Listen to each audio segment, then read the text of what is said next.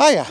Now, I'm sorry if the subject of my last video was a bit too distressing for some. It wasn't very gratuitous really, and I did mention in the video that because I spend so much time alone, and I like doing them, I'm a bit of a solitary person, but very occasionally I need to talk. I just feel the need to talk. So it was just me unloading a little bit about something that had annoyed me, so I hope you forgive me for that. But we're back on track now, talking about the nice things in life. It's the late evening here, and we've been out for a long walk this morning, but we've decided to come out again. I say late evening, it's probably about 2:45, but it's starting to go dark already because it's very cloudy.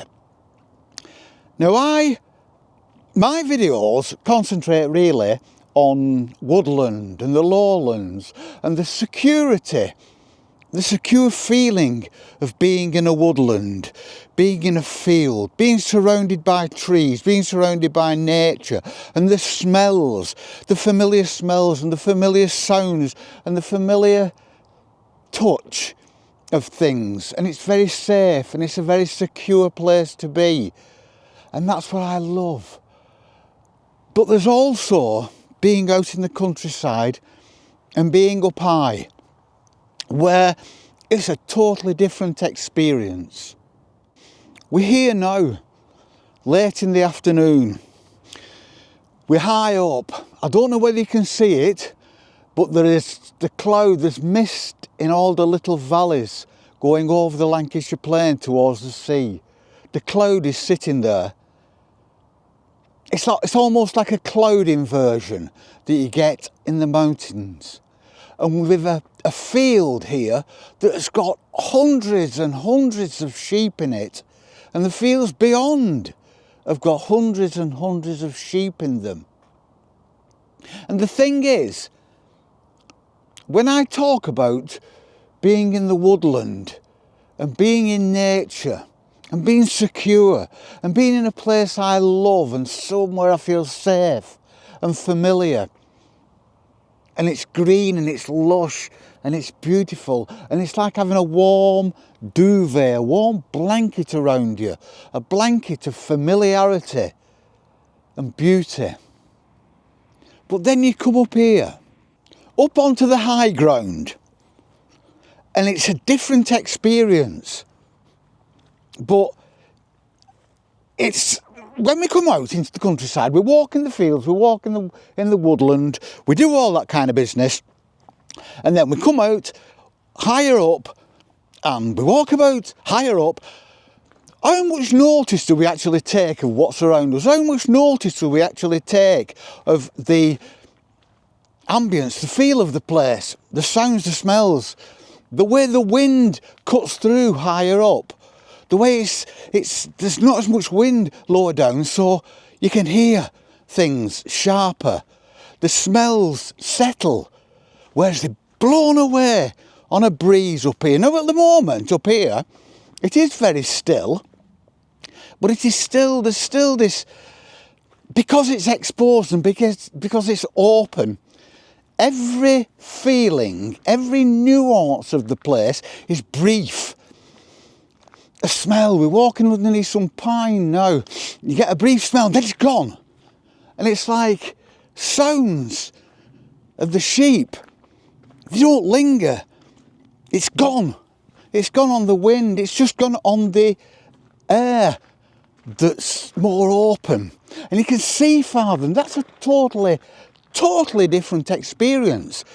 When you're in the woodland, the chances are you can only see a few metres at the very most. But up here, it's all down to the weather. At the moment I can't see over to the coast, but I can see almost to the coast.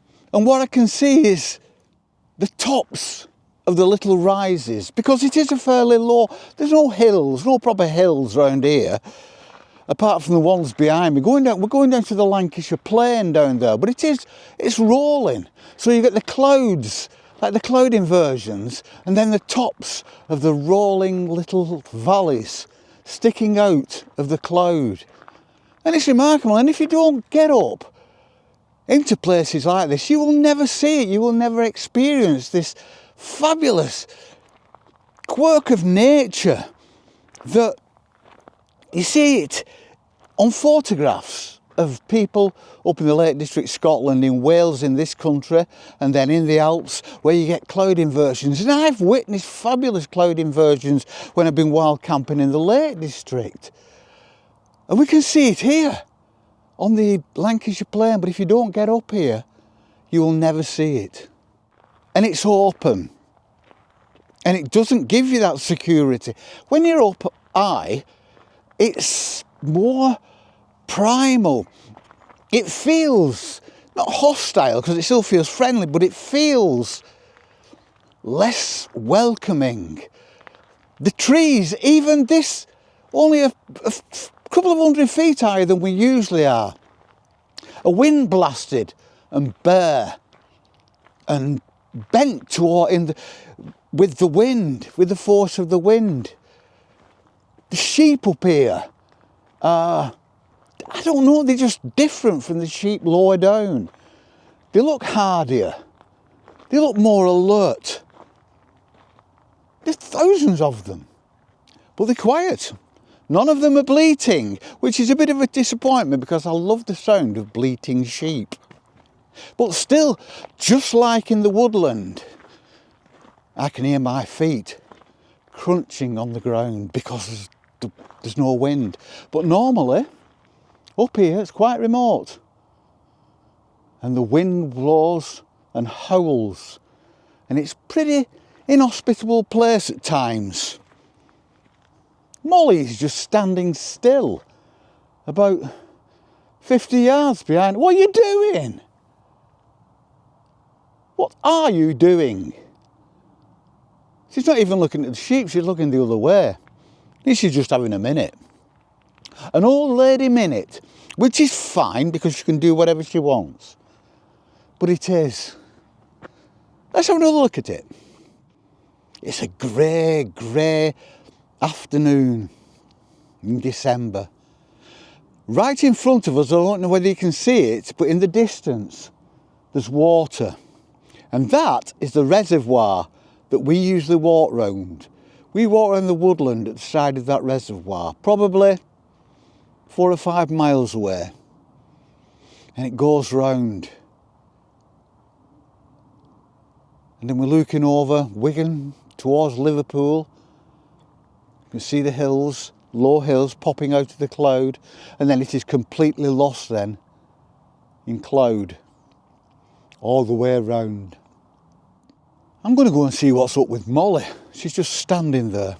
But one thing that I always think about when I'm up here, which you don't think about when you're low down, because you're kind of within society, even though you're kind of in a woodland, away from people, you're on the same level. You know that somewhere, not far away, on the same contour as you, Joe Soap is going about his business.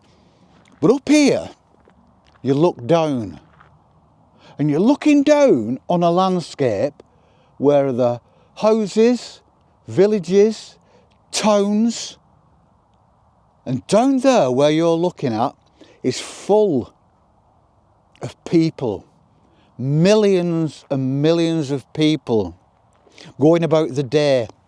And those people are individuals. And each of those people is a job to be concerned about, a family to be concerned about. They've got individual worries. Everybody down there is not bothered about the other person down there because they've all, just like us, they've all got their own lives to live. They've all got their own lives to worry about.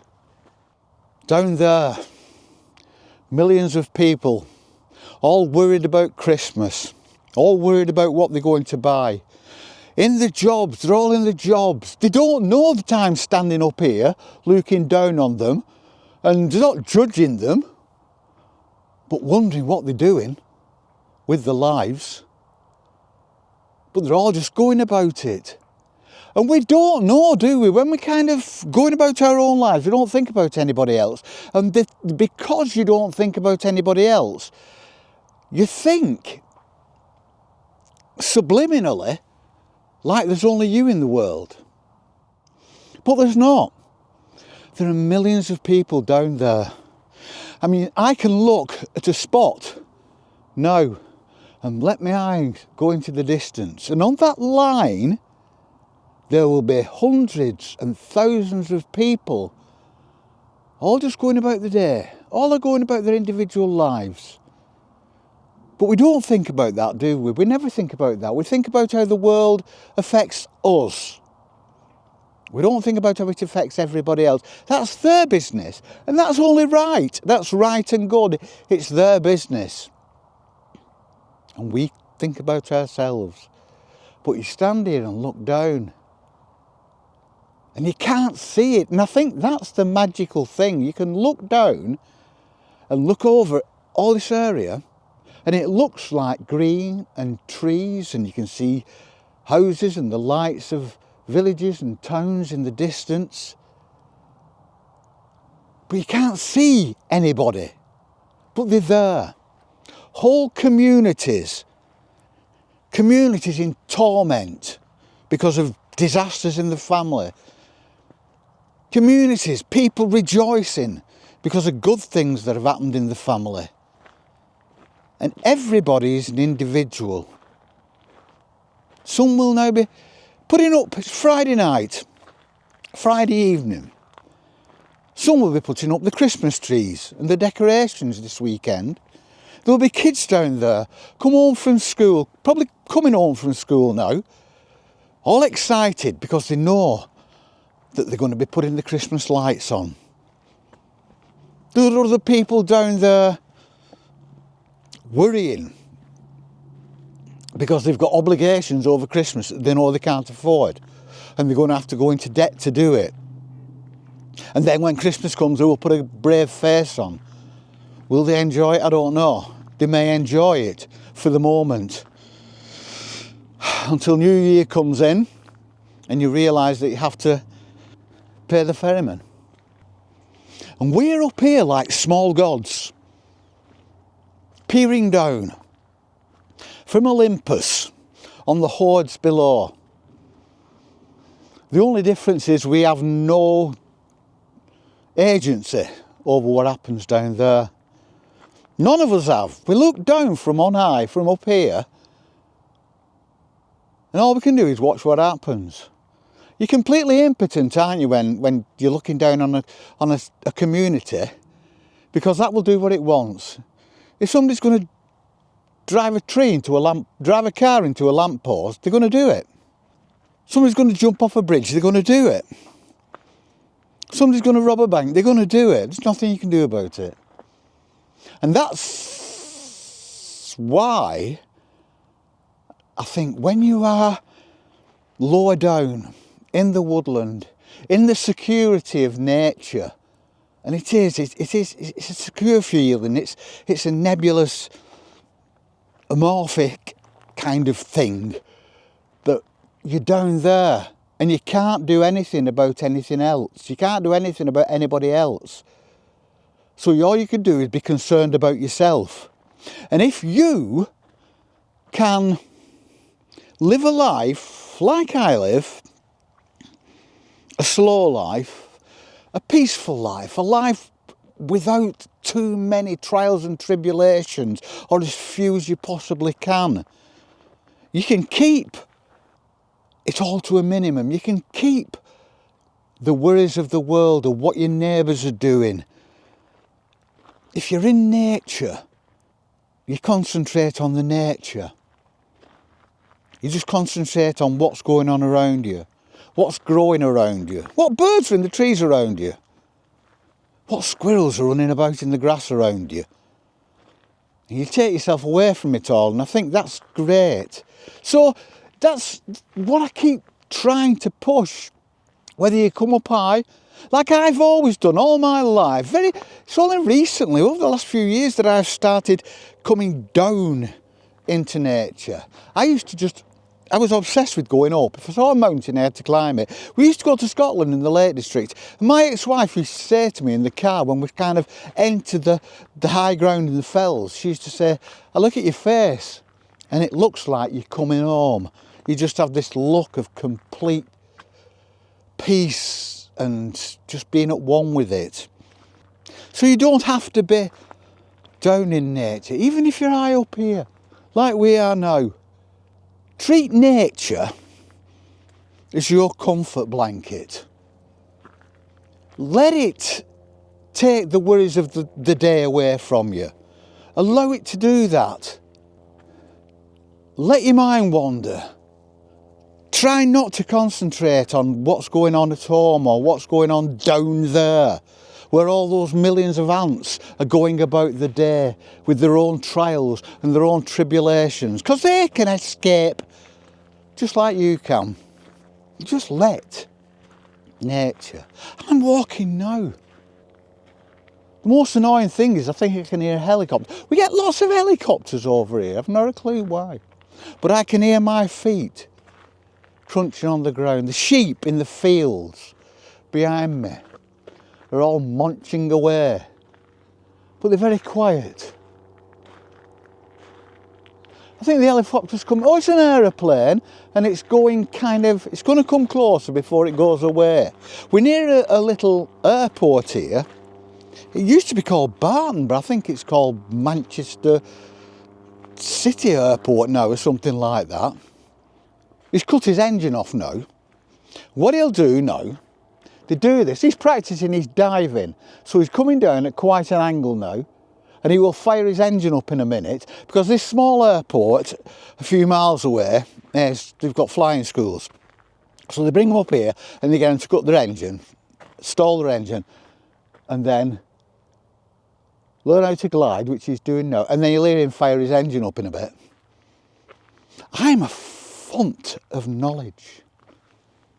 There's a woman walking down here now with the dog, and she's coming down from Pikestone's Neolithic burial site on our left. I've done 2 videos from up there.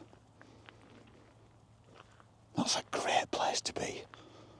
Neolithic burial mound.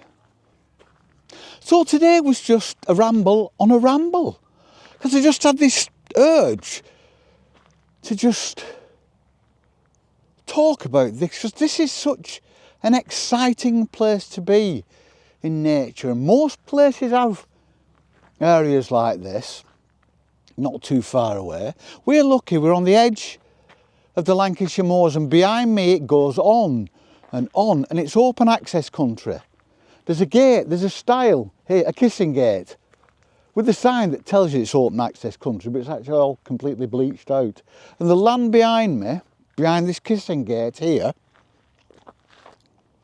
is open access. You can walk wherever you damn well please. It's difficult underfoot, but that's one good thing about this country and the countries of the United Kingdom. They're all open access land where you can just walk anywhere you want. Left, right, up, down. I'd go up there now, but Molly's just gone under the gate. Molly, we're not going up there today. She's got a mind of her own, I'll tell you. She hasn't been very well. I went to Aldi today to do the shopping, and she's not eating anything. And Aldi do this white fish, bassa or something they call it. Not bassa. And I do that for her. And sometimes she'll eat it and sometimes she won't. Anyway, I did 2 steaks and I thought, oh, they only look little. But there was a heck of a lot of it and she's not eating anything. Next thing I know, woof, all gone. All gone, and she's rubbing herself up against the furniture, because that's what she does.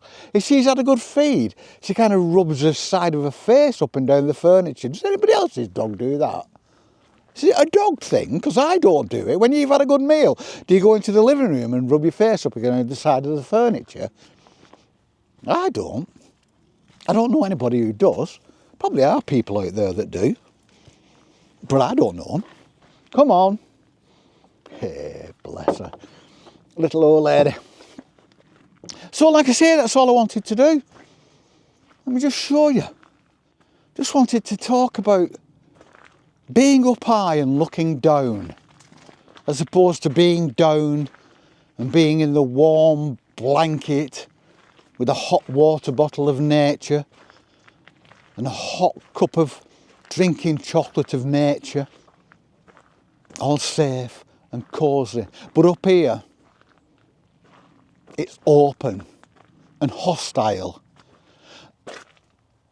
And the grass is low and rough and coarse. And the trees are blown and bent towards the wind. And there's dry stone walls around us of old farming communities, long gone, hundreds of years gone.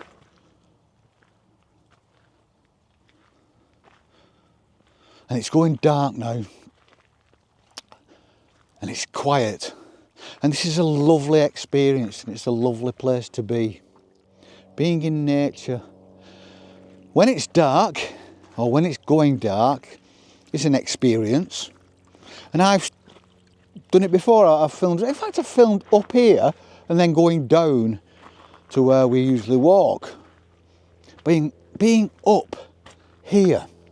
Because when you're up here, you have a world going to sleep, but then you've got a world waking up, haven't you? Because you've got the world, the nature goes to sleep, the nature goes dark, the animals go quiet, the animals hunker down for the night, but then us humans come alive. The lights start going on. Round here, it's not that built up, but there are quite a few towns, so there are lights.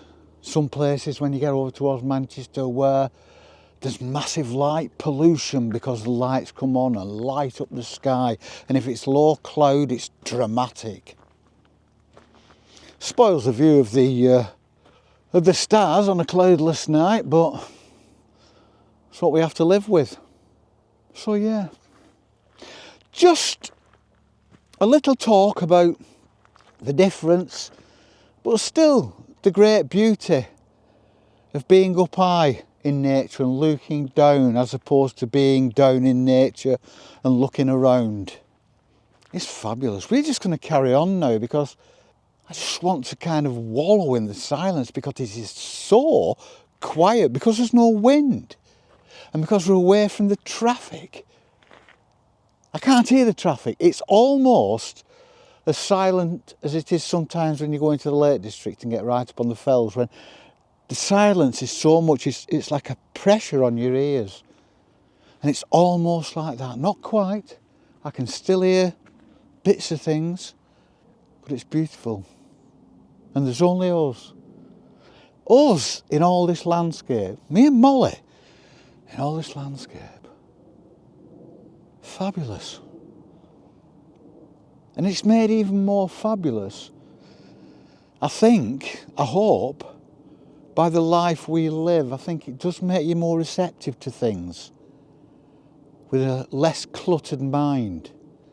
So think on that. When I keep going on about living a slow life, living a peaceful life, living a less commercialised life, living with less consumerism, with less clutter inside your mind, it leaves it open, like a book of blank pages that you can just open and fill with this. This is awe-inspiring. I love my life. I've got the opportunity to come out to places like this. It's fantastic. It's fantastic. And so we shall see you on the flip. Peace and love.